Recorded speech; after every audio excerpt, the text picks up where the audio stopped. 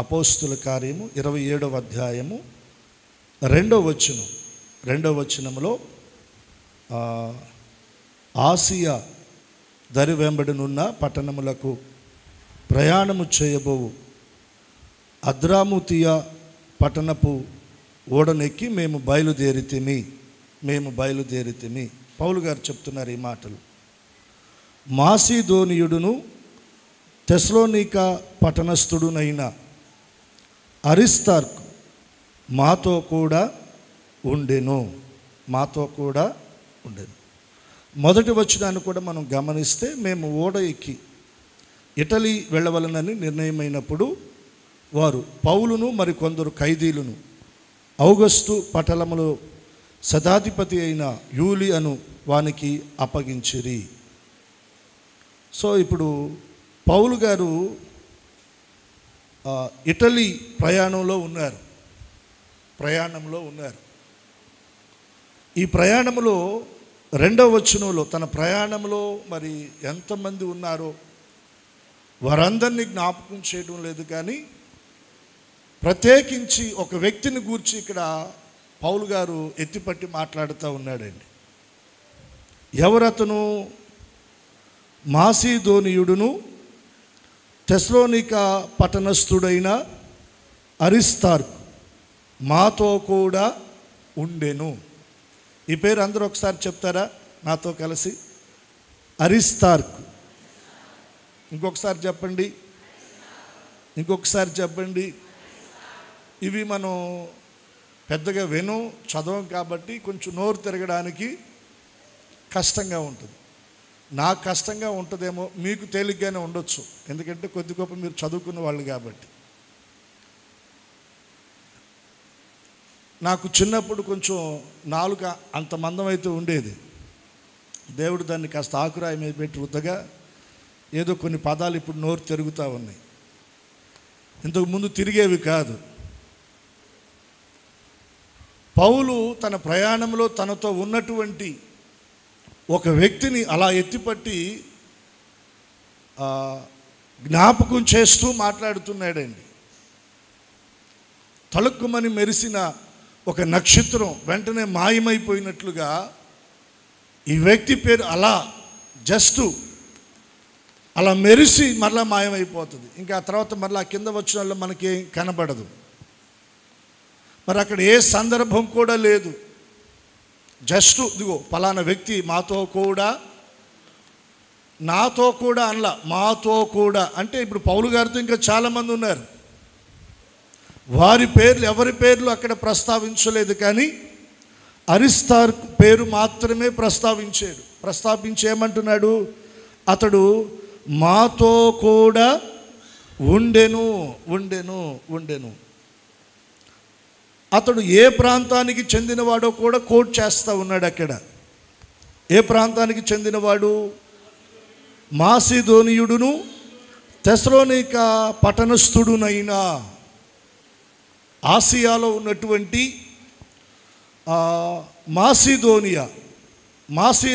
మాసిదోనియాకు సంబంధించిన తెస్సలోనికా పట్టణం, ఈ పట్టణానికి సంబంధించినటువంటి వ్యక్తే అరిస్తార్కు. ఇతడు పౌలుతో కూడా ఉన్నాడు. పౌలే సాక్ష్యం ఇస్తున్నాడు. అరిస్తార్కు మాతో కూడా ఉండెను. అప్పుడు పౌలు గారు ఒక ఖైదీగా వెళుతున్నాడు. మొదటి వచనంలో మనం చదువుకున్నాం కదా, వారు పౌలును మరి కొందరు ఖైదీలను అని మనం చూస్తాం. ఓ ప్రాంతం నుండి మరో ప్రాంతానికి తీసుకొని వెళుతూ ఉన్నారు. ఆ ప్రయాణంలో పౌలు గారితో కూడా అరిస్తార్కున్నాడంట. అతని గురించి అలా ఎత్తిపట్టి దైవజనుడు మాట్లాడుతూ ఉన్నాడండి. నేను బైబిల్కు సంబంధించిన డిక్షనరీలో ఈ అరిస్తార్కు అనేటువంటి పేరుకు అర్థము ఏమై ఉంటుందని నేను గమనించినప్పుడు, ఆ పేరుకు అర్థం ఏంటంటే శ్రేష్టమైన పరిపాలకుడు. ఎవరు చెప్పండి? శ్రేష్టమైన పరిపాలకుడు. అంటే అతని పేరు ఏం సూచిస్తుందంటే ఒక మంచి శ్రేష్టమైనటువంటి పరిపాలకుడు అంటే నాయకత్వపు లక్షణాలు కలిగినటువంటి వాడు. లీడర్షిప్, నాయకత్వం, పరిపాలించేటువంటి విధానం కలిగినటువంటి అర్థాన్ని సూచిస్తున్నటువంటి పేరును కలిగినటువంటి వ్యక్తి అరిస్తార్కు. పరిపాలన విషయంలో పరిపాలకులు పట్టణాల్లో, రాష్ట్రాల్లో, దేశంలో పెద్దవారిని మనం చూస్తాం. మన పరిధిలో మనం మాట్లాడుకోవాల్సి వస్తే ఓ కుటుంబాన్ని నడిపిస్తున్న తండ్రి కూడా ఒక పరిపాలకుడే. ఒప్పుకుంటారు ఈ మాట? స్తోత్రం చెప్పండి. భార్య బిడ్డలను, కుటుంబాన్ని నడిపిస్తూ, పోషిస్తూ, పాలిస్తూ ఉన్నటువంటి తండ్రి స్థానంలో ఉన్నటువంటి లేదా భర్త స్థానంలో ఉన్నటువంటి ఇంటి యజమానుడు కూడా ఒక పరిపాలకుడే. ఇప్పుడు ఈ విషయంలో నేను ఒక మాట అడగదలిచానండి. ఇంటిని పరిపాలించే విషయంలో నీవు శ్రేష్టమైన పరిపాలకుడువా, లేకపోతే పనికిరాని లేదా నిష్ప్రయోజనకరమైనటువంటి పరిపాలకుడుగా నీ ఇంటిలో నీవు ఉన్నావా?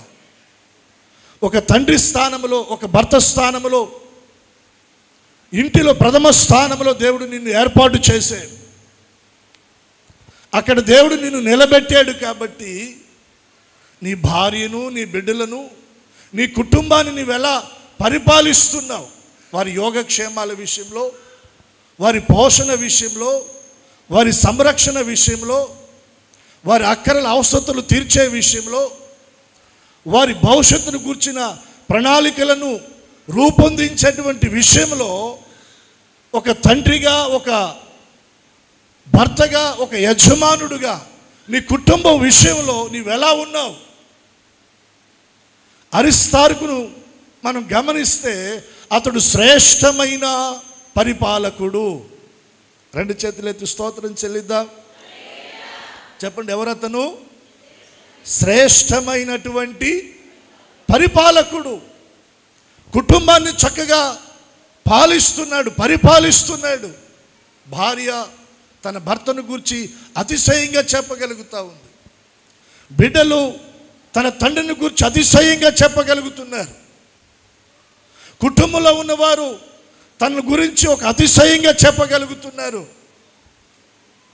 కుటుంబాన్ని చాలా మంచిగా నడిపిస్తున్నాడయ్యా, మంచిగా పోషిస్తున్నాడయ్యా, మంచిగా పాలిస్తున్నాడయ్యా. భవిష్యత్తును గూర్చి చాలా ఉన్నతమైన ప్రణాళికలను కలిగినటువంటి వాడుగా మా ఎడల ఆలోచిస్తున్నాడయ్యా అని కుటుంబం అతని గురించి చెప్పగలుగుతుంది. ఆ రీతిగా మనం కూడా ఉండాలి. రెండు చేతులెత్తి స్తోత్రం చెల్లిద్దాం. బిగ్గరగా చెప్దామా? అంత మాత్రమే కాదండి, జాగ్రత్తగా దేవుని వాక్యములు మనం గమనిస్తే పౌలు గారు మాతో కూడా ఉండెను అని ఎందుకు చెప్పగలిగాడంటే, పౌలు గారు తన సువార్త మిషనరీ 3వ ప్రయాణంలో, తన ప్రయాణంలో ప్రారంభించిన ఆ మొదటి దినాలు మొదలుకొని చివరి వరకు తన 3వ మిషనరీ ప్రయాణం అంతటిలో కూడా పౌలు గారితో నిలిచి పౌలు గారితో ప్రయాణం చేసిన వ్యక్తే అరిస్తార్కు. ఈ ప్రయాణంలో ఎన్నో ఉడుతుడుకులు వచ్చినాయి, ఎన్నో ఇబ్బందులు వచ్చినాయి, కష్టాలు వచ్చినాయి, శ్రమలు వచ్చినాయి, అవమానాలు వచ్చినాయి, నిందలు వచ్చినాయి. వీటన్నిటి మధ్యన కూడా దేవుని విడిచిపెట్టిన వాడు కాదు, దేవుని సేవకుని విడిచిపెట్టిన వాడు కాదు. దేవుని విడిచిపెట్టిన వాడు కాదు, దేవుని సేవకుని విడిచిపెట్టిన వాడు కాదు. ఇప్పుడు మన వైపు మనం ఆలోచన చేస్తే చిన్న చిన్న ఇబ్బందులు, ఇరుకులు, కష్టాలు వస్తే మందిరానికి మానేసే భక్తులు లేరా? దేవుని సన్నిధికి దూరం అయ్యేవారు లేరా? ప్రార్థన చేసుకోవడం పక్కన పెట్టేవారు లేరా? దేవుని వాక్యాన్ని గుర్చిన ఆసక్తి తగ్గిపోయేటువంటి పరిస్థితులు లేవా? ఏంటి నాయనా అని మనం అడిగితే, ఏమా అని మనం అడిగితే, ఎక్కడ పాస్టర్ గారు, బాధలన్నీ మా ఇంట్లోనే ఉన్నాయి, సమస్యలన్నీ మా దగ్గరే ఉన్నాయి, ఏడుపంతా మా ఇంట్లోనే ఉంది అన్నట్టుగా మాట్లాడేవారు బోలెడు మంది ఉన్నారు. పౌలు గారి ప్రయాణం సజావుగా సాగిన ప్రయాణం కాదండి. పౌలు గారి యొక్క సువార్త మిషనరీ ప్రతి ప్రయాణం కూడా ఎన్నో ఉడుదొడుకులండి. వాటిని గూర్చి మనం ఎక్కడ చూడగలుగుతామంటే, మనం వాటిని గూర్చి కొరింథీ పత్రికలో మనం చూడగలుగుతాం. మీరు 2వ కొరింథీ పత్రిక 11వ అధ్యాయం మీరు చూడండి, 23వ వచనం దగ్గర నుండి. మరి విశేషముగా ప్రయాసపడి తిని, మరి అనేక పర్యాయములు చెరసాలలో ఉంటిని, అపరిమితముగా దెబ్బలు తింటిని, అనేక మార్లు ప్రాణాపాయములో ఉంటిని, యూదుల చేత 5 మారులు, 1 తక్కువ 40 దెబ్బలు తింటిని, 3 మారు బెత్తముతో కొట్టబడి తిని, ఒకసారి రాత్రి రాళ్లతో కొట్టబడి తిని, 3 మారు ఓడ పగిలి శ్రమపడి తిని, ఒక రాత్రి పగలు సముద్రంలో గడిపి తిని, అనేక పర్యాయములు ప్రయాణముల్లోనూ, నదుల వలనైన ఆపదల్లోనూ, దొంగల వలనైన ఆపదల్లోనూ, స్వజనుల వలనైన ఆపదల్లోనూ, అన్యజనుల వలనైన ఆపదల్లోనూ, పట్టణములు ఆపదల్లోనూ, అరణ్యములు ఆపదల్లోనూ, సముద్రములు ఆపదలను, కాబట్టి సహోదరుల వలన ఒక్క చోట కాదండి ఆపద, ఎటు చూసినా ఆపదే. ఇన్ని ఆపదల గుండా పౌలు గారు ప్రయాణం చేస్తూ సువార్త పరిచర్య జరిగిస్తూ ఉండగా, తన 3వ మిషనరీ ప్రయాణంలో ఇన్ని ఆపదల మధ్యన కూడా అరిస్తారుకు పౌలు గారితో కూడా ఉండి దేవుని పనిలో అతడు సహకరించాడు. 2 చేతులెత్తి స్తోత్రం చెల్లిద్దామా?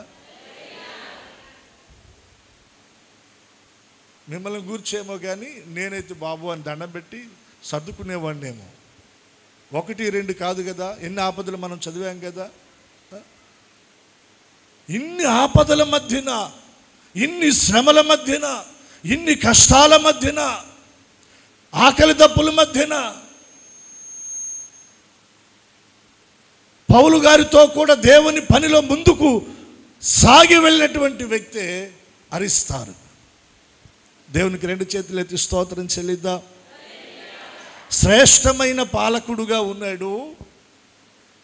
దేవుని పనిలో, సువార్త పరిచర్యలో, సువార్త ప్రయాణంలో పౌలు గారితో కూడా నిలిచినవాడు, నడిచినవాడు, ప్రయాణము చేసినవాడు, పౌలు గారిని వెంబడించిన వాడే అరిస్తారు. ఇతడు ఏ ప్రాంతానికి సంబంధించిన వాడో ఇందాక మనం అక్కడ చదివాం కదా. ఏ ప్రాంతానికి సంబంధించిన వాడు చెప్పండి? మాసిదోనియా ప్రాంతంలో తెస్సలోనిక పట్టణానికి సంబంధించినటువంటి వ్యక్తి, తెస్సలోనిక పట్టణానికి చెందినటువంటి వ్యక్తి అండి ఈ వ్యక్తి పౌలు గారితో కూడా ఉన్నాడంట. ఎవరితో ఉన్నాడు చెప్పండి? పౌలు గారితో కూడా. బైబిల్లో కలిసి వచ్చినప్పుడు మనల్ని వెంబడించేవారు, మనతో నడిచేవారు బోలెడు మంది ఉంటారు. కష్టాలలో మనతో వచ్చేవారు ఎవరైనా ఉంటారా? చెప్పాలా? ఇప్పుడు అబ్షాలోమును బట్టి దావీదు రాజ్యాన్ని విడిచిపెట్టి కాళ్లకు పాదరక్షలు కూడా లేకుండా అరణ్యాలకు వెళ్ళిపోయాడు. అప్పుడు దావీదును వెంబడించేటువంటి వారిలో ఎవరు కనపడతారంటే ఇత్తై అనేటువంటి ఒక వ్యక్తి కనపడతాడు. దావీదు అంటాడు, నిన్న కాక మొన్నే వచ్చావు, నీవు ఎక్కడికి వెళుతున్నామో మాకే తెలీదు, అరణ్యాల్లోనికి వెళుతున్నాం, అక్కడ సరైన వసతి ఉంటుందా, భోజనం ఉంటుందా, బట్టలు ఉంటాయా, నిద్ర ఉంటుందా, మాకే తెలీదు, ప్రాణం చేతిలో పట్టుకొని బిక్కుబిక్కుమంట పారిపోతున్నావు, నిన్నగాక మొన్న వచ్చావు, నీవు మాతో ఎందుకు లేనైనా నువ్వు తిరిగి వెళ్ళు అంటే ఇత్త ఏమంటాడో తెలుసా? నేను నిన్ను విడిచిపెట్టను అంటాడు. ఇబ్బంది అయినా పర్వాలా, కష్టమైన పర్వాలా, అరణ్యమైన పర్వాలా, ఆకలి దప్పులైనా పర్వాలా, కష్టాలైనా పర్వాలా, ఆ యజమానుడువు నీవే, నిన్ను నేను వెంబడిస్తా, నేను నిన్ను విడిచిపెట్టనయ్యా అని దావీదుతో కూడా అరణ్యంలోనికి ప్రయాణం చేసిన వ్యక్తే ఇత్తయి. రెండు చేతులెత్తి స్తోత్రం చెప్పండి. సమస్తాన్ని కోల్పోయి రిక్తురాలుగా మారిపోయింది. ఎవరు? నయోమి, మోయాబు దేశంలో. భర్తను కోల్పోయిందా? 2 కుమారులను కూడా కోల్పోయింది. తర్వాత యూదా బెత్లెహేముకు వచ్చినప్పుడు అక్కడ అందరూ నయోమి నయోమి అంటే, నయోమి అన్న మాటకు మధురం, అలా పిలుస్తూ ఉంటుంటే ఆమె ఏమంటుందంటే, అలా పిలవమాకండి, నేను మధురం కాదు, నా బ్రతుకంతా చేదైపోయింది, నన్ను మారా అని పిలవండి అంటది. ఇప్పుడు మోయాబు దేశానికి వెళ్ళి ఆమె ఏమైపోయింది? మారా, చేదైపోయింది, భర్తను కోల్పోయింది, కుమారులను కోల్పోయింది. ఇప్పుడు కోడళ్ళను పిలిచి చెప్తుంది, అమ్మా మీరు తిరిగి మరలా మీ పుట్టింటికి వెళ్ళండి, నా బ్రతుకు శాపంగా మారిపోయింది, హాస్యాస్పదంగా మారిపోయింది, శ్రమలకు నిలయమైపోయింది నా బ్రతుకు, నా జీవితం మోడు బారిపోయిందమ్మా, భర్తను కోల్పోయాను, బిడ్డలను కోల్పోయాను, నా జీవితం చేదైపోయింది, నాతో కూడా ఉండి మీ జీవితాలు ఇలా ఎందుకు శాపంగా మలుచుకోవటం, మీరు మీ పుట్టింటికి వెళ్ళిపోయి మీరు మరలా వివాహాలు చేసుకొని మరలా మీరు కుటుంబంగా సంతోషించండి అమ్మా అని కోడళ్ళు ఇద్దరికీ చెప్పింది, ఓర్పాకి రూతుకి. ఓర్ప దగ్గరకు వచ్చి చాలా ప్రేమను వ్యక్తం చేసి ముద్దు పెట్టుకుంది. ముద్దు దేనికి సాదృశ్యం?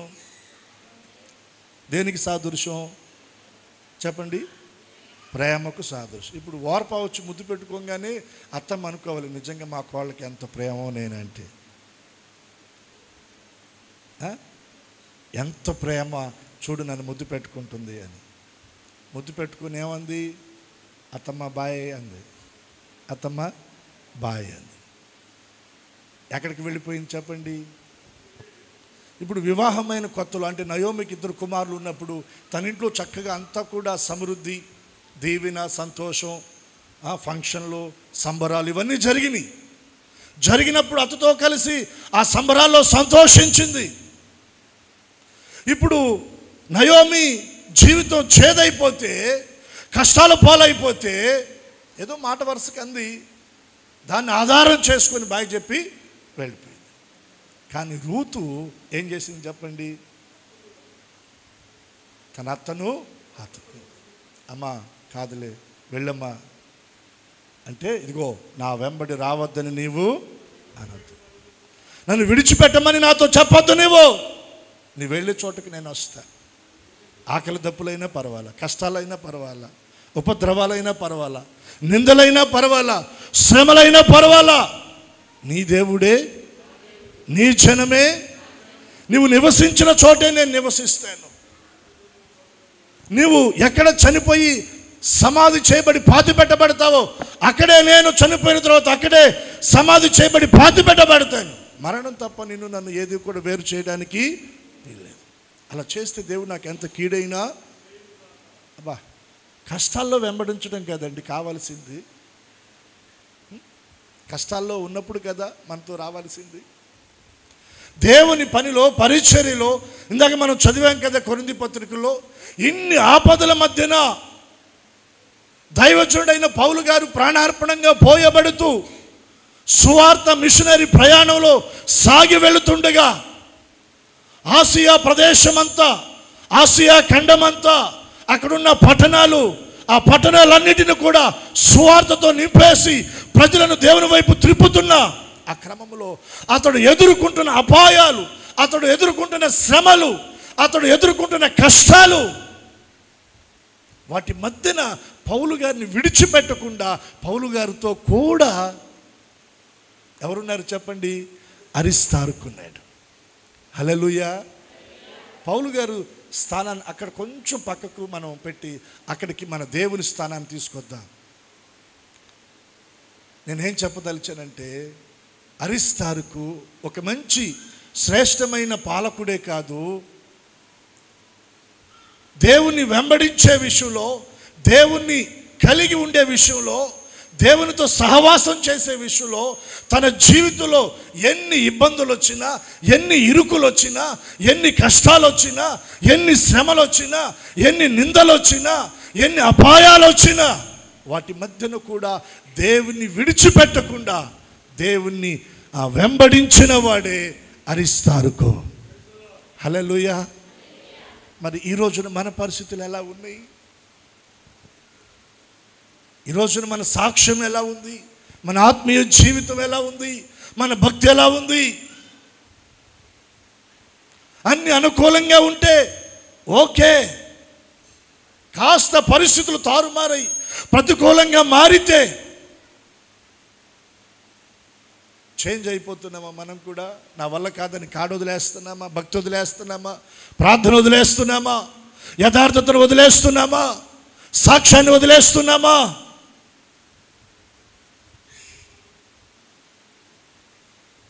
అరిస్తారు జీవిత అనుభవంలో నుండి పరిశుద్ధాత్మ దేవుడు మన హృదయాలను రేపునుగాక, మన హృదయాలను మండించునుగాక. దేవుని కొరకు నిలబడే విషయంలో, దేవుని వెంబడించే విషయంలో ఎక్కడ కూడా మనం వెనుతీయక ఒక సమర్పణ ప్రతిష్టతో దేవుని వెంబడించే ఆ అనుభవం ప్రభు మనకు అనుగ్రహించునుగాక. పౌలు గారు అదే అంటాడండి, క్రీస్తు ప్రేమలో నుండి నన్ను ఎడబాపునది ఏది? కరువా, ఖడ్గమా, వస్త్రహీనత, ఉపద్రవమా, మరణమా? చావనైనా చస్తాను, కానీ క్రీస్తులో నుండి నేను కాస్త ఎడంగా అలాగ పక్కకి జరగలేను. ఎందుకంటే ఆయన ప్రేమలో నేను అంత వేరు లోతుగా పాతుకుపోయాను. ఆయన నుండి నన్ను ఏది వేరు చేయలేదు. ఆదివారం ఆరాధనకు ప్రతిరోజు మనం సంపాదించుకునే సంపాదన కంటే కాస్త ఎక్కువ వస్తే ఆ సంపాదన మనల్ని ఆకర్షించి దేవుని సన్నిధికి మనం దూరం చేస్తుంది అంటే క్రీస్తులో మనము వేరు పారిన వారమా లేదా అంచంచున ఉన్నవారమా? ఒకసారి మనమే ఆలోచన చేయాలి. చావు కూడా క్రీస్తు ప్రేమలో నుండి నన్ను ఎడబాప నేరదు అంటున్నాడు పౌలు. అటువంటి గొప్ప దైవజనుడు, అటువంటి సమర్పణ కలిగిన, వైరాగ్యము కలిగిన దైవజనుడు దేవుని పనిలో సాగి వెళుతుండగా ఆ దైవజనుని వెంబడించిన వాడే అరిస్తారు. హల్లెలూయా. ఇక్కడ ఇంకొక మాట నేను మీకు జ్ఞాపకం చేయాలని ఆశపడుతున్నానండి. దాదాపుగా ఒక ట్రిప్ ప్రయాణం 3 సంవత్సరాలు పైబడేనండి పౌలు గారు చేసిన ఆ మిషనరీ ప్రయాణం. మరి ఎన్నో అపాయాలు, ఉపద్రవాలు, శ్రమలు, రాళ్ల దెబ్బలు, నిందలు, అవమానాలు, వీటన్నిటి మధ్యన తాళుకొని దేవుని సేవకుని వెంబడిస్తూ వెళుతున్నాడు దేవుని పనిలో. ఎక్కడైనా ఈ అరిస్తారుకు ఒక ప్రత్యేకమైన గుర్తింపును ఎక్కడైనా కోరుకున్నాడా? ఎక్కడైనా కోరుకున్నాడా అని మనం ఆలోచన చేస్తే ఎక్కడ కూడా అతను ఒక ప్రత్యేకమైన గుర్తింపును కోరుకోలేదండి. కనపడదు మనకి. ఒక 5 చోట్ల మాత్రమే జస్ట్ పౌలు గారు అట్లా టచ్ చేసి వదిలేసాడు. ఆయన పేరు అట్లా టచ్ చేసి వదిలేసాడు. అంటే గుర్తింపు కొరకు దేవుని నమ్ముకోలా, గుర్తింపు కొరకు దేవుని సేవకుని వెంబడించలా, గుర్తింపు కొరకై సువార్త పనిలో సాగి వెళ్ళలా. గుర్తింపు కొరకు కాదండి. నా కొరకు నా దేవుడు ప్రాణం పెట్టాడు, తన రక్తమంతా కూడా ధారపోసాడు. నా దేవుడు నా కొరకు ఇంత చేస్తే తిరిగి నా దేవుని కొరకు నేనేమి చెయ్యాలి అన్న దృక్పథం, అన్న ఆలోచన, దానిని బట్టి అతడు దేవుని ఆ పనిలో ముందుకు వెళ్ళాడు. కానీ గుర్తింపు కొరకు మాత్రం అతడు వెళ్ళాల. హల్లెలూయా. అయితే ఇక్కడ మరుగు చేయబడినటువంటి వారి యొక్క ప్రతిఫలం పరలోకములో చాలా ఉన్నతంగా ఉంటుంది. హల్లెలూయా. దగ్గరగా చెప్దామా? హల్లెలూయా. నమ్ముతారా మాట? ఇక్కడ మరుగు చేయబడితే పరలోకములో వారి గుర్తింపు చాలా బాహాటంగా ఉంటుంది. వేవేల పరిశుద్ధుల పరివారము ఎదుట, కోటాన కోట్ల దేవదూతలు, శరాబులు, కెరుబులు ఎదుట, వధువు సంఘము ఎదుట ప్రభువు వారిని ఎత్తిపట్టి వారిని గురించి గొప్పగా ఆయన మాట్లాడతాడు. హల్లెలూయా. ఘనత అక్కడ, స్తోత్రం చెప్పండి. గుర్తింపు అక్కడ. ఎక్కడ ఎక్కడ చెప్పండి? అరిస్తార్కు జీవితంలో నుండి మనం నేర్చుకునే ఒక గొప్ప ఆత్మీయ పాఠాల్లో ఒక పాఠం ఏంటంటే, దేవుని పరిచర్యలో మనం ఏ పని చేసినా ఆ పని వెనక ఒక గుర్తింపును మన మనసులో కానీ, ఆలోచనలో కానీ, అంతరంగంలో కానీ ఎక్కడ మనం కోరుకోకూడదు. దేవుని సేవకులంగా మాతో కూడా కలుపుకొని, దేవుడు ఆయన ఒక్కొక్క మారు ఆయన మనల్ని ఘనపరుస్తాడు. సమాజంలో మన పేరుని ఎత్తిపట్టి గొప్ప చేస్తాడు. దేవుడు ఎత్తిపట్టినప్పుడు మనం బయటకు వద్దాం. ఒకవేళ దేవుడు మరుగు చేస్తే మరుగై ఉందా? హల్లెలూయా. మనం గుర్తింపును కోరుకోవద్దు. మందిరం అంతా నేను తుడిచానండి, ఒక్క మాట కూడా నా గురించి పాస్టర్ గారు చెప్పలేదు. No no no. ఎవరు చూస్తున్నారు? హల్లెలూయా. మందిర నిర్మాణంలో నేను ఇంత కష్టపడ్డానండి, నా గురించి ఒక్క మాట కూడా చెప్పలేదు. నో. ఎవరు చూస్తున్నారు? దేవుని పని కొరకు, పరిచర్య కొరకై నా చేతుల కష్టార్జితముల నుండి దాతృత్వ హృదయాన్ని కలిగిన వాడినై ఇంత కానుకిచ్చానండి. ఒక్క మాట కూడా నో నో. ఎవరు చూస్తున్నారు? నిశ్చయముగా దానిని ఆయన మర్చిపోవడానికి అన్యాయస్తుడు, ఆయన ప్రతిఫలమునిచ్చే దేవుడు. ఎందుకు జ్ఞాపకం చేస్తున్నానంటే, కొన్ని చోట్లండి, ఇక్కడ కాదు కానీ కొన్ని చోట్ల ఒక ఫ్యాన్ ఇస్తే ఆ ఫ్యాన్ మీద 3 రెక్కలు ఉంటే ఆ ఇంట్లో ఉన్న 3 పేర్లు ఆ రెక్కల మీద కనపడతాయి. స్తోత్రం చెప్పండి. ఫ్యాన్ ఎంత ఖరీదవుద్ది చెప్పాలి? ఫ్యాన్ ఎంత ఖరీదవుద్ది? 3,000 రూపాయలు. ఎంత చెప్పండి? 3,000. 3,000 రూపాయలకి 1,000 రూపాయలకి ఒకరు చొప్పున 3 రెక్కల మీద 3 పేర్లు వేసేసారు. ఇంకా కొందరు చచ్చినోళ్ళ పేర్లు కూడా వేస్తారు. ఏమని? జ్ఞాపకార్థం. ఏ అర్థం? జ్ఞాపకార్థం. అంటే ఇక వాళ్ళ ప్రతిఫలం ఎక్కడ పొందుతున్నారు? వాళ్ళు ఇక్కడే పొందుతున్నారు. ఇక మన ప్రతిఫలం ఇక్కడ కాదు, పరలోకంలో. మన గుర్తింపు భూమి మీద కాదు, పరలోకంలో. మన ఘనత మనుషుల ఎదుట కాదు, దేవుని ఎదుట.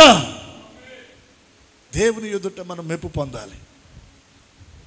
భళా భళా అని మన గురించి అక్కడ ఆయన పలకాలి. ఎవరు పలకాలి చెప్పండి? యేసయ్య పలకాలి.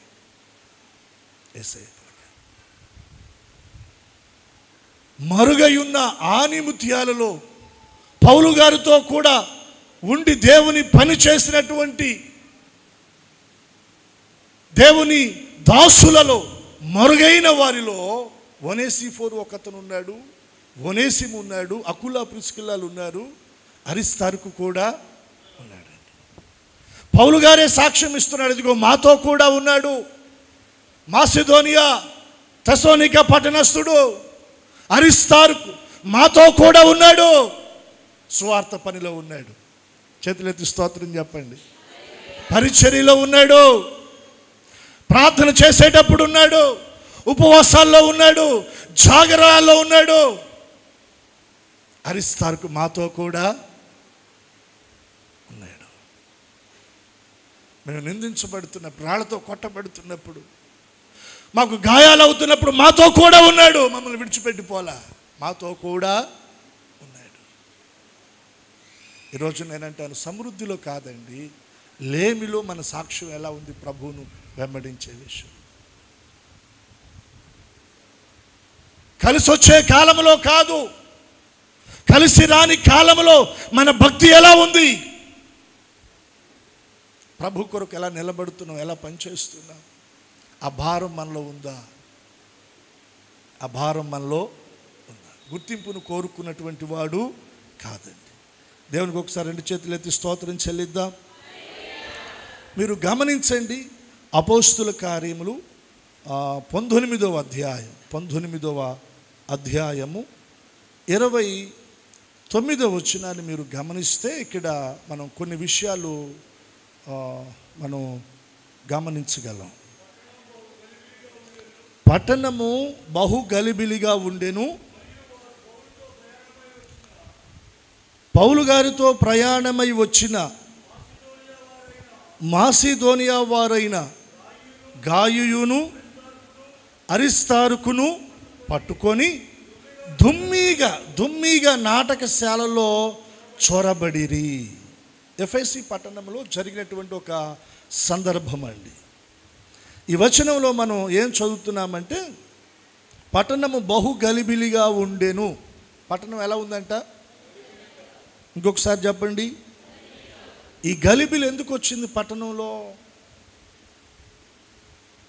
ఈ ఆసియా అంతా కూడా సంచరించి పౌలు గారు సువార్త చెప్తున్నాడు. పౌలు గారితో కూడా అరిస్తారుకున్నాడు. అక్కడ మనం చూస్తే గాయు ఉన్నాడు. ఎవరున్నారు చెప్పండి? గాయు ఉన్నాడు, ఇంకా కొంతమంది ఉన్నారు. ఈ ఆసియా అంతా కూడా సువార్త ప్రకటిస్తున్నప్పుడు ప్రజలు దేవుని వైపు తిరుగుతున్నారు.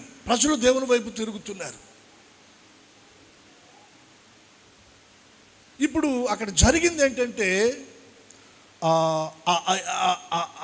ఆసియాలో ఆ ప్రాంతంలో అర్తమీ దేవి అనేటువంటి ఒక దేవత ఉండేది. ఆ దేవత బాగా ప్రసిద్ధి చెంది బాగా ప్రబలం నొందినటువంటి దేవత. ఇప్పుడు పౌలు గారి యొక్క సువార్త ప్రకటిస్తూ ఉన్నప్పుడు ప్రజలందరూ ప్రభు వైపు తిరుగుతున్నారు, నిజదేవుని అంగీకరిస్తున్నారు, రక్షణ పొందుతున్నారు. ఇప్పుడు అక్కడ ఆ ప్రభావం తగ్గిపోతూ ఉంది.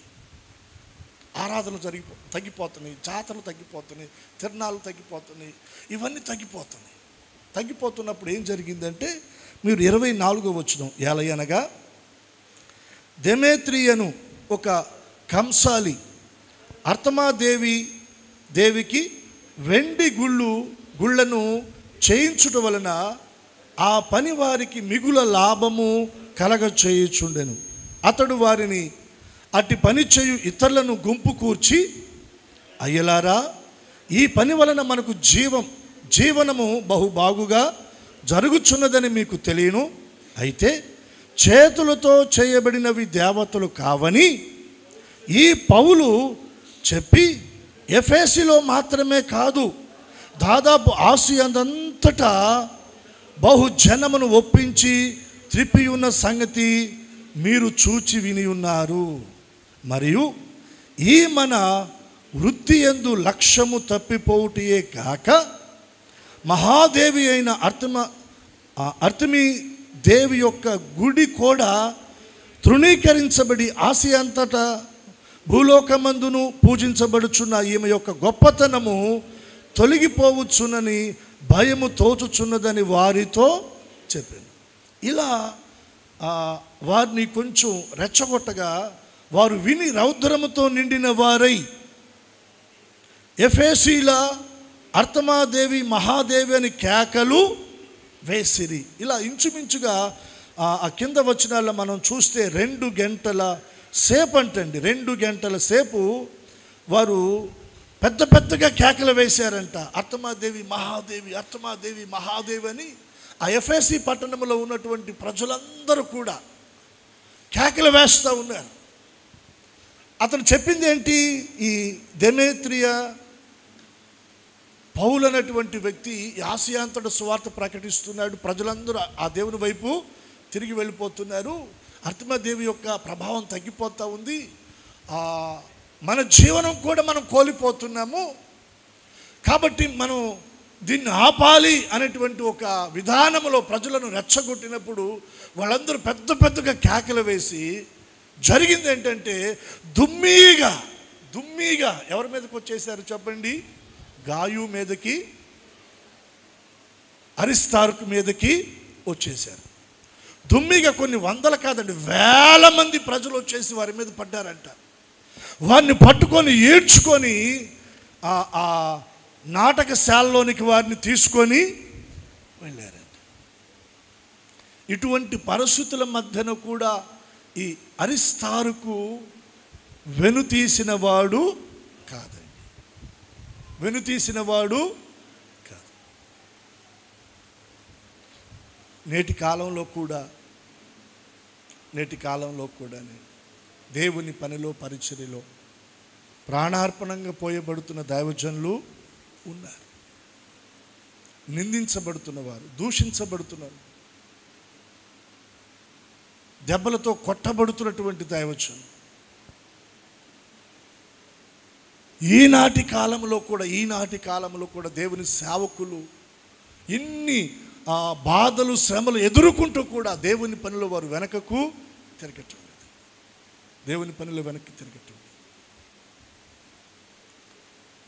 ఎందుకు వారు ఇప్పుడు ఒక వ్యక్తి దగ్గర కానీ, లేదా ఒక కుటుంబం దగ్గర కానీ, లేదా ఒక ప్రాంతంలో కానీ ఏదో ఒక విషయంలో మనకు ఒక అవమానం కలిగిందనుకోండి, మరలా మనం అక్కడ నిలబడగలమా? మళ్ళీ అక్కడికి వెళ్ళగలమా? వాళ్ళతో మాట్లాడగలమా మనం? మరి ఇంత నింద, ఇంత అవమానం, ఇన్ని దెబ్బలు, రాళ్ల దెబ్బలు, ప్రాణాపాయ పరిస్థితులు వచ్చినా దేవుని సేవకులు ఎందుకు మరలా వారు సువార్తను ప్రకటించడానికి వెనుతిరగకుండా ముందుకు వెళుతున్నారు? వారి ప్రాణాలను కూడా లెక్క చేయక, ప్రాణాలు పోయినా పర్వాలేదు అని ఎందుకు వారు సువార్తను ప్రకటిస్తున్నారు? వారి స్వలాభం కోసమా? వారి స్వలాభం కోసమైతే ఉద్యోగాలు చేసుకొని బతికేయచ్చు, వ్యాపారాలు చేసుకొని బతికేయచ్చు, చేతి పని చేసుకొని బతికేయచ్చు అండి. సంపాదించుకోవడానికి బోలెడు మార్గాలు లేవా? మరి ఇటువంటి నిందలు, అవమానాల మధ్యన, దెబ్బల మధ్యన, ప్రాణాపాయ పరిస్థితుల మధ్యన ప్రజలు దుమ్మిగా వచ్చి మీద పడుతున్నా కూడా వాటిని చాలా తృణప్రాయంగా తుడిచివేసుకొని మరలా దేవుని పనిలోనికి వెళుతున్నారే సేవకులు. దేని కొరకు చెప్పండి? ఎవరి కోసం?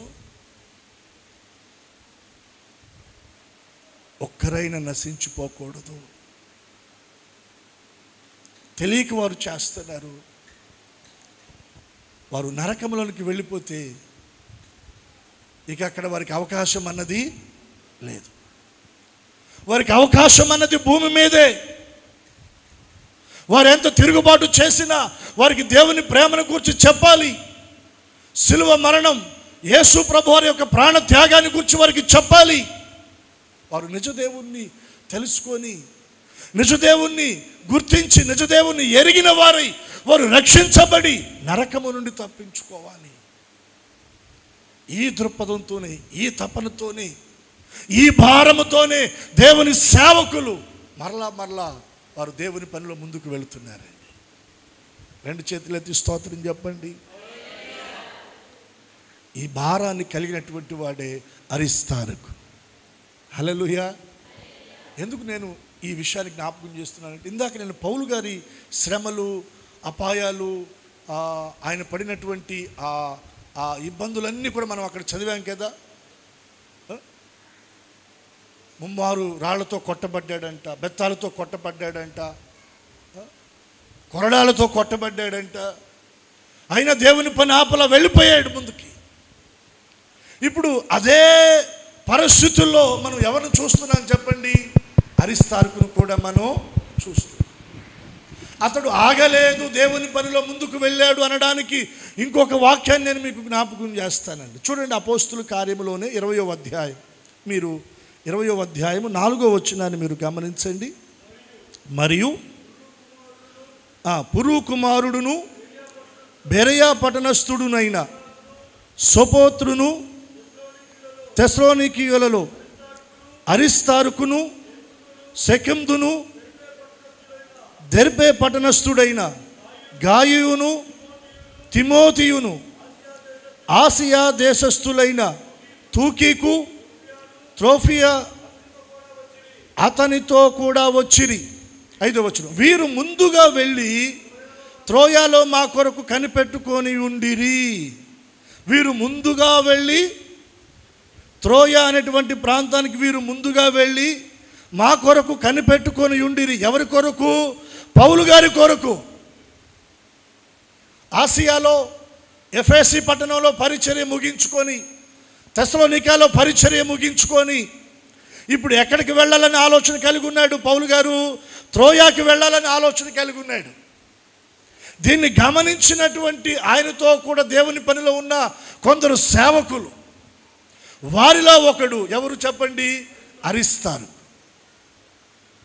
పౌలు గారి కంటే కూడా ముందుగా వెళ్ళిపోయి దేవుని పని కొరకై, పరిచర్య కొరకై ఏర్పాట్లన్నీ కూడా వారు సిద్ధపరుస్తూ ఉన్నారు. రెండు చేతులెత్తి స్తోత్రం చెల్లిదా. అంటే నింద, అవమానం, శ్రమలు, రాళ్ల దెబ్బలు దుమ్మిగా వచ్చి ప్రజలందరూ మీద పడితే చస్తామా బతుకుతామా అన్నది కూడా తెలియని పరిస్థితులు వారు ఎదుర్కొన్న ఆ పరిస్థితులు వారిని దేవుని పనిలో నిరుత్సాహపరచల. చాలు బాబు, ఇంతవరకు చేశాం, ఇంకా చాలు అని వారు ఆగిపోలా. దేవుని కొరకు ఇంకా పరిగెడుతున్నారు. దేవుని కొరకు ఇంకా ప్రయాణం చేస్తూ ఉన్నారు. దేవుని పని కొరకు ఇంకా సాగి వెళుతూ ఉన్నారు. ఇంకా చెప్పాలి అంటే పౌలు గారి కంటే కూడా ఇంకా ముందుగా ఉన్నారు వాళ్ళు. ఎలా ఉన్నారు చెప్పండి? పౌలు గారి కంటే ఇంకా ముందుగా. పౌలు గారు అంటున్నాడు, వారు ముందుగా వెళ్ళి మా కొరకు వాళ్ళు ఎదురు, దేవుని పని కొరకు ఎదురు చూస్తూ ఉన్నాడు అరిస్తార్కు.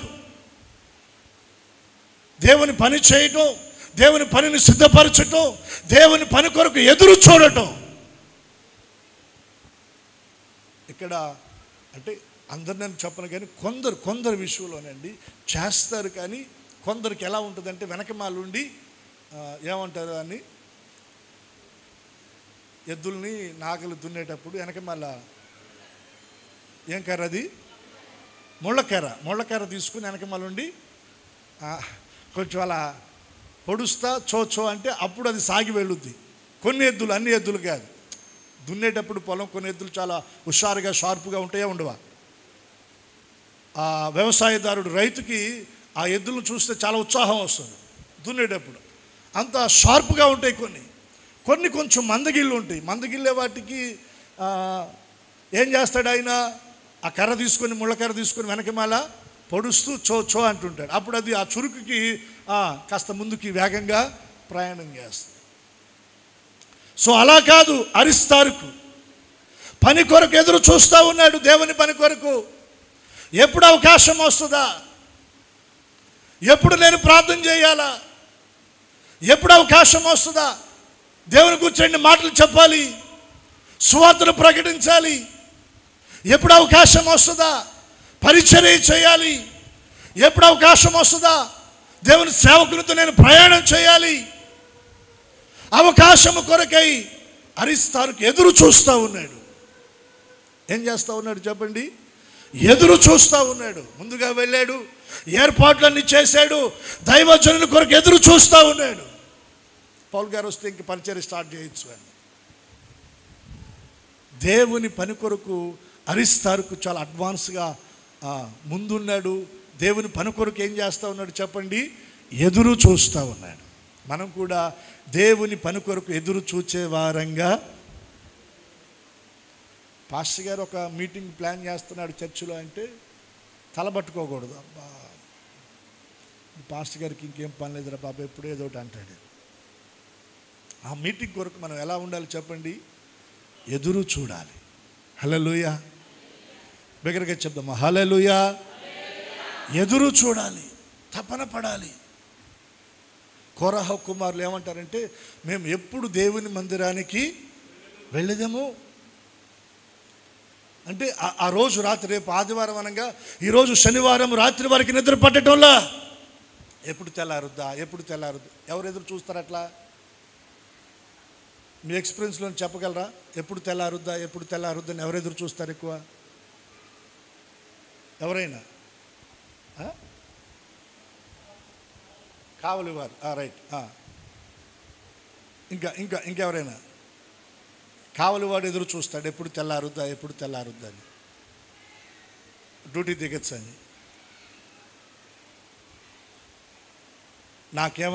వెంటనే బల్బు వెలిగిందంటే పెళ్లి చేసుకునే పెళ్లి కొడుకు పెళ్లి కూతురు ఎదురు చూస్తారు. ఆ రాత్రి వాళ్ళకి నిద్ర పట్టదు. అవునా కాదా? అసలు ఎప్పుడు తెల్లారుద్దా, ఎప్పుడు పెళ్ళి జరుగుద్దా? ఆడవాళ్ళు అయితే ఎప్పుడు తాళికి ఎడతాడా, మగవాళ్ళు అయితే ఎప్పుడు తాళికి ఎడదామా? ఆ రాత్రి అంతకి నిద్ర పట్టదు వాళ్ళకి. ఈ రోజుల్లో అంటే ఫోన్లు ఉన్నాయి కాబట్టి మెసేజ్లు, చాటింగ్లు, అవసరమైతే ఫోన్లు దుప్పట్లు ముసుగేసి ఇట్లాంటివి జరుగుతాయి. మరి పూర్వం రోజుల్లో ఉత్తరం రాసి ఎత్తే 3 రోజులకు పోయేది. పెళ్ళికి ముందు ఎత్తి పెళ్లి తర్వాత అందుకుంటారేమో. మరి అప్పుడు అవకాశం లేదు. ఇక రాత్రి అంతా ఇక రేపు పెళ్ళిని కూర్చుని ఆలోచనే. పొద్దున్నే రెడీ చేస్తారు, పెళ్లి చీర కడతారు, పెళ్లి మండపానికి తీసుకెళ్తారు, ఆడ కూర్చోబెడతారు. అప్పుడు పెళ్లి కొడుకుని చూస్తాను. ఇక ఏ ఆలోచనలు, ఎప్పుడు తెల్లారుద్దా అని ఎదురు చూడటం. అలా కోరహ కుమారులు దేవుని మందిరం కొరకు ఎదురు చూశారంట. ఎప్పుడు తెల్లారుద్దా, ఎప్పుడు ఆదివారం వస్తుందా, ఎప్పుడు నేను దేవుని మందిరానికి వెళ్ళాలా, ఎప్పుడు దేవుని మందిరంలో నేను మోకరించాలా, ఎప్పుడు నా దేవుని మందిరంలో చేతులు ఎత్తాలా, ఎప్పుడు నా దేవుని మందిరంలో నేను హృదయపూర్వకంగా నా బలమంతటితో స్వరమెత్తి నా ప్రభువును స్తుతించాలా, నా దేవుణ్ణి ఆరాధించాలా, సమాజముగా కూడి సంఘములో నా దేవుణ్ణి ఎప్పుడు నేను ఆరాధించాలి, ఎప్పుడు నేను సాక్ష్యం ఇవ్వాలి, నా ప్రభు చేసిన మేలులో సమాజము ఎదుట, సంఘము ఎదుట నేను ఎప్పుడు సాక్ష్యం ఇవ్వాలి, ఎప్పుడు నేను నా ప్రభు బలలో పాలు పంపులు పొందాలి అని ఎదురు చూస్తూ ఉన్నారంట అండి. ఉందా మనకి అనుభవం? ఎప్పుడైనా అలా మన ప్రాణం తృష్ణగా ఉందా? ఆరాధన కొరకు, మీటింగ్ కొరకు, ఉపవాస ప్రార్థన కొరకు. పాస్టర్ గారండి, చర్చికి రావటమే గొప్ప, అంతవరకు మీరు ఎక్స్పెక్ట్ చేయండి, దానికి మించి ఇట్లాంటివి పెట్టారంటే పద్ధతిగా ఉండదంటారా? పద్ధతిగా ఉండదంటే నువ్వు ఇంకా ఎక్కడో అగాధంలో ఉన్నట్టే. స్తోత్రం చెప్పండి.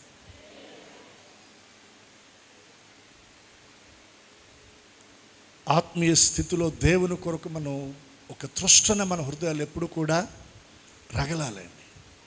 హల్లెలూయా, దగ్గరగా చెప్పండి హల్లెలూయా.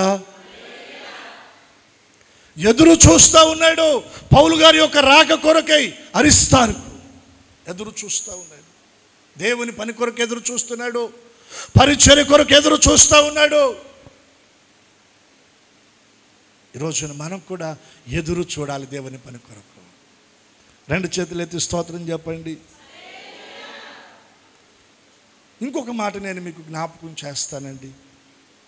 కొలసీ పత్రిక 4వ అధ్యాయం చూడండి. కొలసీ పత్రిక 4వ అధ్యాయం 10వ వచనం చూడండి. బైబిల్ తెరిచి అందరూ కూడా ఈ మాటలు మీరు నోట్ చేసుకుని తర్వాత మరలా ఇంటి దగ్గర మీరు చదువు ధ్యానం చేయండి. పౌలు గారు ఇక్కడ మాట్లాడుతున్నాడు. ఏమంటున్నాడంటే, నాతో కూడా చెరలో ఉన్న అరిస్తారుకును, బర్నబాకు,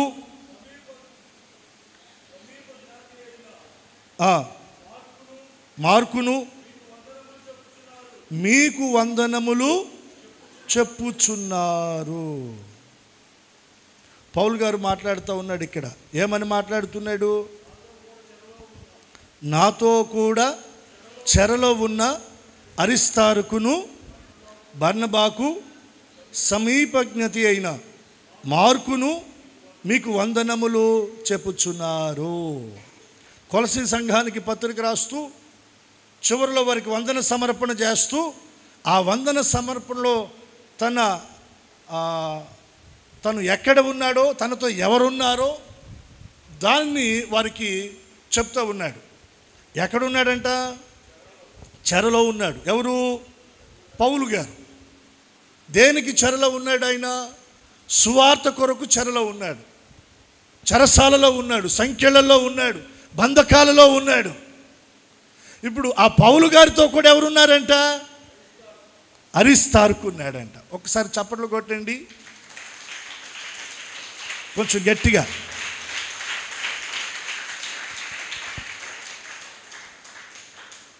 ఒక్కొక్కడిగా నేను మీకు జ్ఞాపకం చేస్తున్నాను. అరిస్తారుకు శ్రేష్టమైన పాలకుడు, శ్రేష్టమైన పాలకుడు. పౌలు గారితో ఉన్నవాడు ఎవరితో ఉన్నాడు చెప్పండి? పౌలు గారితో ఉన్నాడు. పౌలు గారు ఎలా సువార్త విషయంలో శ్రమ పడ్డాడో అరిస్తారుకు కూడా అలాగే శ్రమ పడ్డాడు. ఆ శ్రమలను బట్టి వెనుతీసిన వాడు కాదు, ఇంకా ముందుకు వెళ్ళినవాడు. ముందుకు వెళ్ళటమే కాదు, దేవుని పని కొరకు ఎదురు చూచినవాడు. దేవుని పని కొరకు ఎదురు చూడటమే కాదు, దేవుని పని కొరకు చెరసాలకు అప్పగించబడినవాడు. ఎక్కడ అప్పగించబడినవాడు చెప్పండి? చెరకు అప్పగించబడినవాడు, చెరసాలకు అప్పగించబడినవాడు, సంకెళ్లకు అప్పగించబడినవాడు, బంధకాలకు అప్పగించబడినవాడు, సంకెళ్ల మధ్యన ఉన్నవాడు ఎవరు? అరిస్తారు. పౌలు గారు సాక్ష్యం ఇస్తున్నాడు ఏమని? నాతో కూడా చెరలో ఉన్న అరిస్తారు. అబ్బా, నిజంగా ఎంత గొప్ప విషయం అండి, ఎంత గొప్ప విషయం. మనం ఒకవేళ చెరకు వెళ్ళకపోయినా కనీసం చెరలో ఉన్నటువంటి వారిని పరామర్శించిన ధన్యులమే. రెండు చేతులు ఎత్తి స్తోత్రం చెప్పండి. అర్థమైందా మీకు ఈ మాట?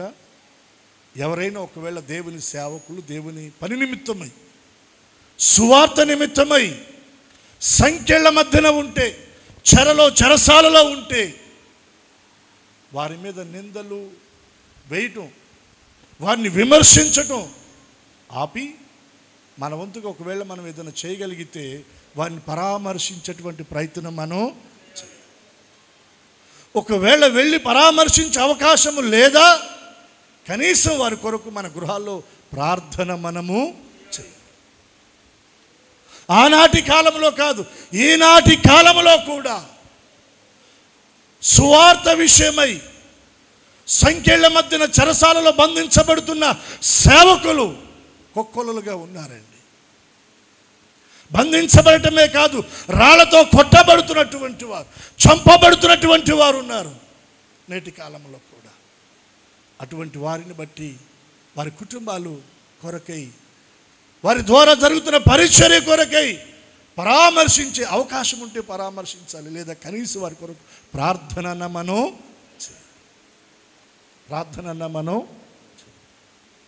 ఒక దినాన ప్రభు అంటాడు, నేను చెరలో ఉండగా మీరు వచ్చి నన్ను పరామర్శించితిరి. అప్పుడు మనం అంటాం, ప్రభువా నీవెప్పుడు చెరలో ఉన్నావు, మేమెప్పుడు వచ్చి నిన్ను పరామర్శించామంటే, మిక్కిలి అల్పులైన ఈయన సహోదరుల్లో సేవకుల్లో ఒకరు చెరసాల్లో ఉన్నప్పుడు నా కొరకు వారిని మీరు పరామర్శించారు. వారిని పరామర్శిస్తే మీరు నన్ను పరామర్శించినట్టే అని ప్రభు ఒక రోజున ఆయన మనలను ఘనపరుస్తాడు. హల్లెలూయా. ఇక నేనేం చెప్పదలిచానంటే, సంఖ్యలకు కూడా అరిస్తారుకు వెనుతీయలేదు. ఇంకా చెప్పాలంటే భయపడలేదు, దేవుని పనిని వదిలిపెట్టలేదు, ధైర్యంగా ముందుకు వెళ్ళాడు. ఎక్కడికి వెళ్ళాడు చెప్పండి? ధైర్యంగా ముందుకి వెళ్ళాడు. పేతురు గారు వెళ్ళారు చెరసాలకి, బైబిల్లో మనం చూస్తాం, అవునా కదా? పౌలు గారు వెళ్ళారు చెరసాలకి, దేని కొరకు? దేవుని యొక్క సువార్త పరిచర్య నిమిత్తమై. ఇప్పుడు ఆ గొప్ప అపోస్తుల వరుసలో, ఆ క్రమంలో ఒక సామాన్య వ్యక్తి దేవుని పనిలో ఉన్నటువంటి అరిస్తారుకు కూడా వారి యొక్క వరుసలో వారితో పాలువాడయ్యాడు. దానిని అరిస్తారుకు గొప్ప భాగ్యంగా ఎంచుకున్నాడు. అర్థమైంది ఈ మాట? చెరసాలలోనికి వెళ్ళటం అవమానంగా, నిందగా ఎంచుకోలే. గొప్ప దైవజుడు, అపోస్తులుడు పేతురు గారు చెరసాల్లో ఉన్నాడు దేవుని పని కొరకు. అది గొప్ప భాగ్యంగా ఎంచుకున్నాడు ఆయన. మా గురువు గారు పౌలు గారు సువార్త నిమిత్తమై సంఖ్యల మధ్య ఉన్నాడు. దాన్ని బట్టి ఆయన ఎప్పుడు బాధపడలా, దాన్ని గొప్ప భాగ్యంగా ఎంచుకున్నాడు. ఆ భాగ్యము దేవుడు ఈరోజు నాకు కూడా, చప్పట్లు కొట్టి దేవుని నామాన్ని కనపరుద్దాం. దేవుని కొరకు మనం ఎదుర్కొంటున్న శ్రమను బట్టి బాధపడకూడదు, కానీ అది భాగ్యంగా మనం ఎంచుకోవాలి. మత్తయి సువార్తలో ఒక మాట నేను మీకు జ్ఞాపకం చేస్తాను, చూడండి. తొందరగా బైబిల్ తెరిచి మత్తయి సువార్త 5వ అధ్యాయము 11వ వచనం. నా నిమిత్తము జనులు మిమ్మును నిందించి హింసించి మీ మీద అబద్ధముగా చెడ్డ మాటలు పలుకున్నప్పుడు మీరు ధన్యులు. ఏమవ్వాలి ఇప్పుడు? సంతోషించండి, ఆనందించండి, పరలోకమందు మీ ఫలము అధికమగును. ఇలాగు వారు మీకు పూర్వమందుండిన ప్రవక్తలను కూడా. ఇది మీ దగ్గర ప్రారంభించింది కాదు, మీతో ప్రారంభమైనది కాదు. ఇది మీకు ముందున్న సేవకులు, దైవజనులు, ప్రవక్తలు, మన పితరుల దగ్గరే ప్రారంభించబడింది. ఇది వారి ఎడల కూడా ప్రజలు ఇలాగే చేశారు. అదే కంటిన్యూ చేస్తూ మీ ఎడల కూడా వారు చేస్తారు. దీని విషయంలో మీరేం బాధపడవద్దు, బాధపడొద్దని ప్రభు అంటున్నాడు. మీరు సంతోషించండి, ఆనందించండి. ఎందుకని? పరలోకంలో మీ ఫలము అధికమైపోతుంది. ఏమవుతుంది చెప్పండి? 10 100కి వెళ్ళుద్ది, 100ది 1000కి వెళ్ళుద్ది, 1000ది 10,000కి వెళ్ళుద్ది, 10,000ది 1,00,000కి వెళుతుంది మన ప్రతిఫలం. పని చేస్తే జీతం, అవునా కాదా? పని చేయకుండా ఎవరైనా కూలిస్తారా చెప్పండి? అట్లా ఇచ్చేవాళ్ళు ఎవరైనా ఉంటే నేను 10 పేర్లు ఇస్తాను అనేసి. పనులను తీసుకెళ్ళి పని చేయకుండా కూలి ఇస్తానంటే చెప్పు, 10 పేర్లు ఇస్తానంటున్నా. పొలంలో కానీ లేదా ఏదన్నా వ్యాపారంలో, షాపుల్లో కానీ, ఉద్యోగాల్లో, ఫ్యాక్టరీల్లో కానీ పని చేయకుండా ఎవరైనా ఇస్తారా జీతం? కూలిస్తారా? ఎవరుగా?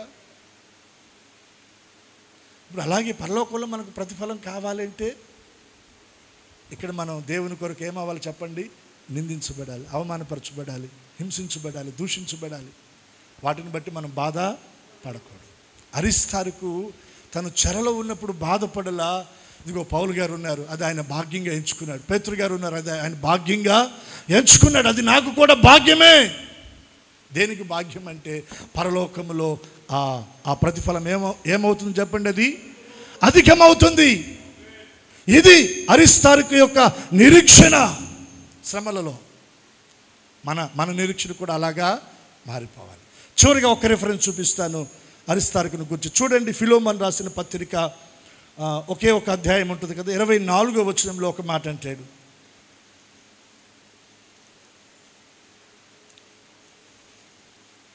24వ వచనంలో లేదా 23 నుండి చదవండి. క్రీస్తు యేసునందు నా తోడి ఖైదీ అయిన ఎపఫ్రా, నా జత పనివారైన మార్కు, అరిస్తారుకు, దేమా, లూకా వందనములు చెప్పుచున్నారు. ఫిలోమాను, ఇదిగో నా జత పనివారు ఎవరో తెలుసా? నాతో కూడా కలిసి దేవుని పనిలో నిలిచిన వారు ఎవరో తెలుసా? వారిలో ఎవరున్నారు? ఎపఫ్రా ఉన్నాడు, తర్వాత మార్కు ఉన్నాడు, ఆ తర్వాత అరిస్తారుకు ఉన్నాడు, దేమా ఉన్నాడు, లూకా ఉన్నాడు. వీళ్ళందరూ నీకు వందనాలు చెప్తున్నారయ్యా, వీళ్ళందరూ నీకు వందనాలు చెప్తున్నారు. వారి వరసలో ఎవరి పేరు చేర్చాడు అక్కడ? అరిస్తారుకు. పౌలు గారితో కూడా అరిస్తారుకు ఎవరంటే చెప్పండి? జత పనివాడు. అందరూ చెప్పండి, ఎవరు? జత పనివాడు. జత పనివాడు అంటే పౌలు గారితో సమానంగా దేవుని పనిలో నిలిచినవాడు, దేవుని పని చేసినవాడు, దేవుని పనిలో ప్రయాసపడినవాడు, దేవుని పనిలో పాటుపడినవాడు, దేవుని పని కొరకై చెరలోనికి వెళ్ళినవాడు, సంఖ్యల మధ్యకి వెళ్ళినవాడు, దేవుని పని కొరకై నిందించబడినవాడు అరిస్తారుకు. నా జత పనివాడయ్యా అరిస్తారుకు అని పౌలు గారు సాక్ష్యం ఇస్తూ ఉన్నాడు. దేవునికి 2 చేతులు ఎత్తి స్తోత్రం చెల్లిద్దాం. మాతో కూడా ఉండెను అన్న దగ్గర ప్రారంభించబడి అరిస్తారుకు ఇప్పుడు ఎక్కడికి వచ్చేసాడు చెప్పండి? జత పనివాడు దగ్గరకు వచ్చేసాడు. అర్థమైందా మీకు? టోటలీ మాతో కూడా ఉండెను అన్న దగ్గర ప్రారంభించబడ్డాడు. ఇప్పుడు ఎక్కడికి వచ్చాడు? జత పనివాడు దగ్గరికి రావటం తేలిగ్గా వచ్చేసాడా? అదంత తేలిగ్గా వచ్చింది కాదు. ఎన్ని మెట్లు దాటాడు చెప్పండి? అర్తమాదేవి దగ్గర ఉన్నటువంటి ఎఫెసీ పట్టణంలో ప్రజలందరూ దుమ్మిగా వచ్చి అతని మీద పడ్డా నాటకశాలలోనికి ఈడ్చుకొని పోయినా ఆ దెబ్బలు, ఆ బాధలు, నిందలు, అవమానాలన్నీ సహించి వెనుతీయక దేవుని పనిలో ముందుకు వెళ్ళాడు. దేవుని పని కొరకు ఎదురు చూచాడు. దేవుని పని కొరకు ఎదురు చూచాడు. దేవుని పనిలో చెరకు అప్పగించబడ్డాడు. చెరకు అప్పగించబడి చెరసాల సంఖ్యలో కూడా భయపడలా. ఇవన్నీ దాడితే పౌలు గారు అంటున్నాడు, ఇదిగో నా జత పనివాడు ఎవరు? అరిస్తారక్. రెండు చేతులైతే స్తోత్రం చెల్లిద్దా. మారు మనసు పొంది, బాప్తిజం పొంది, రక్షించబడ్డ దగ్గర దేవునితో మన సహవాసం ప్రారంభించబడుతుంది. ఇది ఎక్కడికి వెళ్ళాలి? యేసయ్యతో జత పనివారం అన్న దాకా కూడా సాగి వెళ్ళాలి. హల్లెలూయా. ఆయన జత పనివారమే కాదు, ఆయన వధువు సంఘముగా, వధువుగా ఆయనతో కూడా ఆయన సింహాసనంలో కూర్చుండే ఆ స్థాయికి మనం ఎదగాలి. జయించిన వాడు నాతో కూడా నా సింహాసనంలో నేను వానిని కూర్చుండనిచ్చిదని ప్రభు చెప్పాడు. అక్కడ దాకా మనం ఎదగాలి. అట్టి కృప ప్రభు మనందరికీ అనుగ్రహించునుగాక. అరిస్తారికి అనుభవాలను దేవుడు మనకిచ్చి దీవించునుగాక. ప్రార్థన చేసుకుందాం. తలలు వంచండి, కళ్ళు మూయండి. మోకరించగలిగిన వారు మోకరించండి.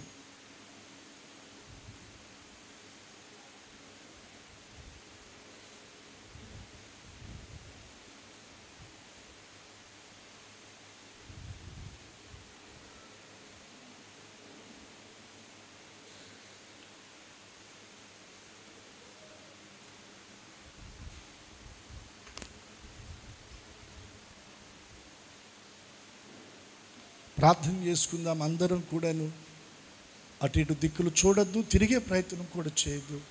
పరిశుద్ధ ఆత్మదేవుని యొక్క ప్రసన్నత, ఆయన ఆత్మ సంచారం మన మధ్యన జరుగుతూ ఉంది.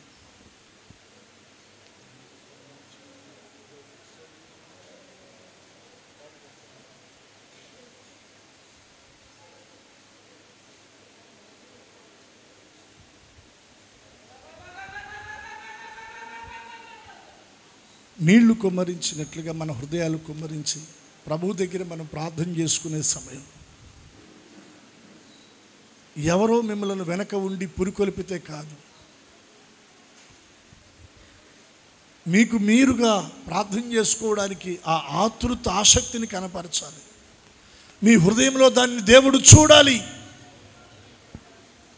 దానిని దేవుడు మీ అంతరంగంలో చూడాలి. నేను మోకరిల్లాలి, నా దేవుని పాదాలు పట్టుకోవాలి, నా దేవుని దగ్గర చేతులు ఎత్తాలి, నా హృదయాన్ని కుమ్మరించాలి, విన్న వాక్యాన్ని నెమరు వేసుకుంటూ నేను ప్రార్థన చేసుకోవాలి. అరిస్తారిక అనుభవాలు నేను కలిగి ఉండాలి. అరిస్తారుకు పౌలు గారు అంటున్నాడు, మాతో కూడా ఉన్నాడు. నీవెక్కడున్నావు? దేవునితో దేవుని సన్నిధిలో నిలుచున్నావా? ఎక్కడున్నావు? సువార్త పరిచర్యలో పౌలు గారితో సహా అరిస్తారుకు కూడా నిందించబడ్డాడు, అవమానపరచబడ్డాడు, దెబ్బలతో కొట్టబడ్డాడు. అయినా వెనుతిరగలేదు. దేవుని పని కొరకు పరిగెత్తాడు, పరిచర్య కొరకు పరిగెత్తాడు, ముందుగా ఉన్నాడు, దేవుని పని కొరకు ఎదురు చూస్తూ ఉన్నాడు. ఈరోజు నీ ఆశ, నీ ఆకలి ఎలా ఉంది? పరిచర్య కొరకై ఎదురు చూడగలుగుతున్నావా? ఎదురు చూచే అనుభవం నీకుందా?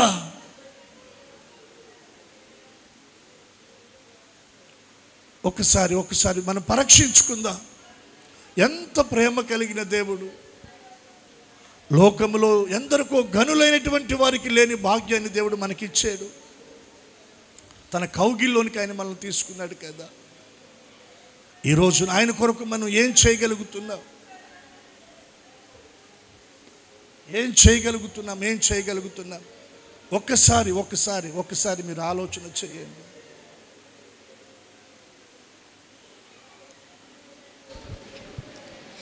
ఇంత మంచి దేవుడవేసయ్యా, నీవెంత మంచి దేవుడవేసయ్యా, చింతలన్నీ తీరేనయ్యా నిన్ను చేరగా, ఎంత మంచి దేవుడవేసయ్యా నా చింతలన్నీ తీరేనయ్యా నిన్ను చేరగా ఎంత మంచి దేవుడవేసయ్యా ఎంత మంచి దేవుడవేసయ్యా నీవెంత మంచి దేవుడవేసయ్యా చింతలన్నీ తీరేనయ్యా నిన్ను చేరగా ఎంత మంచి దేవుడవేసయ్యా నా చింతలన్నీ తీరేనయ్యా నిన్ను చేరగా ఎంత మంచి దేవుడవేసయ్యా ఘోర పాపినైనా నేను దూరంగా పారిపోగా ఘోర పాపినైనా నేను దూరంగా పారిపోగా నీ ప్రేమతో నన్ను క్షమించి నన్ను హత్తుకున్నావయ్యా నీ ప్రేమతో నన్ను క్షమించి నన్ను హత్తుకున్నావయ్యా ఎంత మంచి దేవుడవేసయ్యా నీవెంత మంచి దేవుడవేసయ్యా చింతలన్నీ తీరేనయ్యా నిన్ను చేరగా ఎంత మంచి దేవుడవేసయ్యా నా చింతలన్నీ తీరేనయ్యా నిన్ను చేరగా ఎంత మంచి దేవుడవేసయ్యా నాకున్న వారందరూ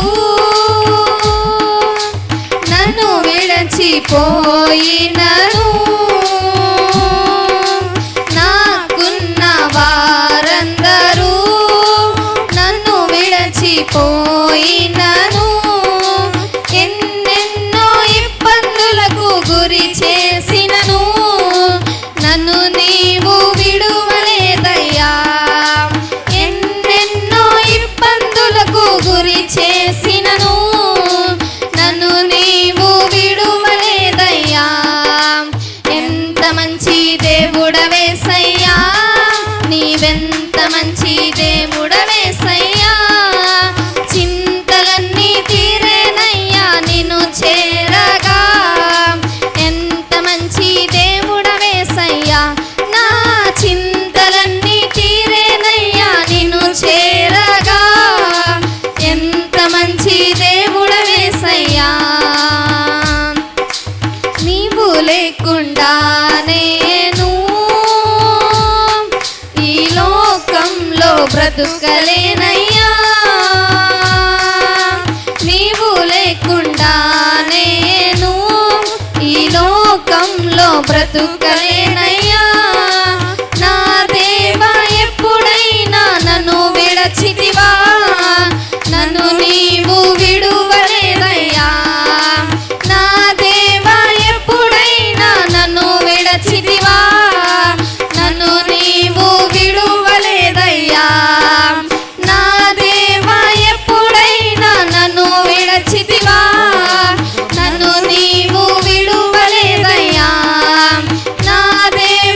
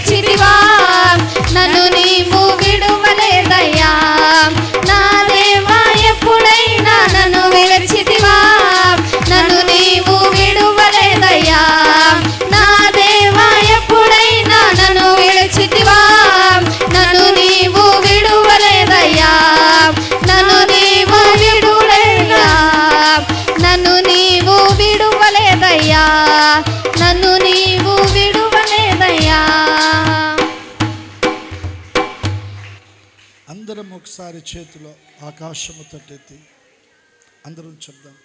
ఎంత మంచి దేవుడవేసయ్యా,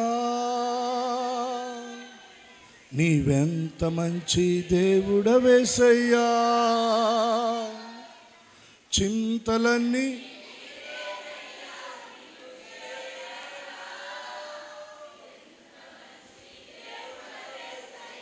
ఏకస్వరంతో ఎంత మంచి నీవెంత మంచి చింతలన్నీ తీరేనయ్యా, ఎంత మంచి ఎంత మంచి దేవుడవేసయ్యా, ఎంత మంచి దేవుడవేసయ్యా, నీవెంత మంచి దేవుడవేసయ్యా.